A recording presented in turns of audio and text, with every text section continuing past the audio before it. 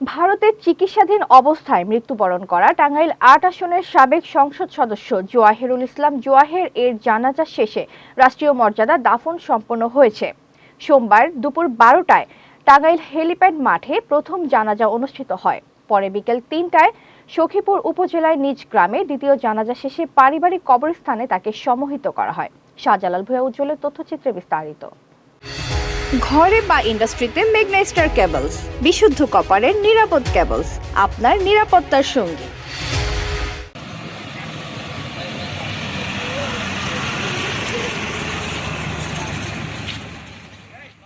এর আগে শুক্রবার ভারতের কলকাতার একটি হাসপাতালে চিকিৎসাধীন অবস্থায় তিনি ইন্তেকাল করেন। ইন্না লিল্লাহি ওয়া ইন্না ইলাইহি রাজিউন। রোববার রাত 10:30টার দিকে বিশেষ ব্যবস্থায় বেনাপোল চেকপোস্ট দিয়ে তার মরদেহ দেশে আনা হয়। জানাজায় উপস্থিত ছিলেন কাদের সিদ্দিকী সহ কৃষক শ্রমিক জনতা লীগের নেতৃবৃন্দ, আওয়ামী লীগের বিভিন্ন পর্যায়ের নেতাকর্মী, আইনজীবী ও স্বজনরা। HPL uPVC pipe and fittings, শক্ত, মজবুত ও দীর্ঘস্থায়ী এক পাইপে জীবন পার। একসাথে খেলতাম, আমি সাতক্ষীরা থেকে বাইরে আসলাম, ও ঢুকলো 2 বছরের ছিলাম।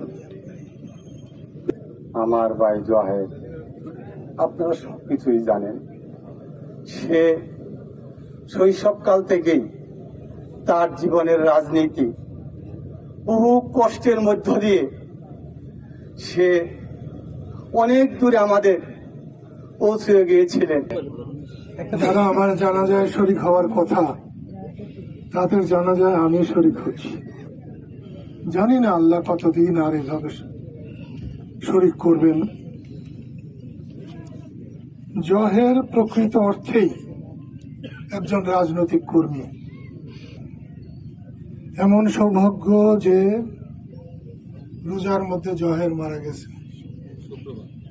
এবং বারটাও হলো শুক্রবার। এমন ভাগ্য খুব কম মানুষের হয়।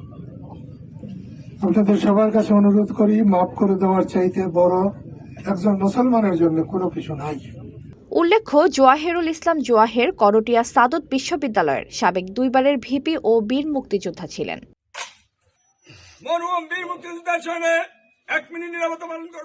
এতক্ষণ আপনাদের সাথে ছিলাম তামান ইসলাম তন্নি। প্রতিদিনের নিউজ আপডেট পেতে আমাদের সাথেই থাকুন।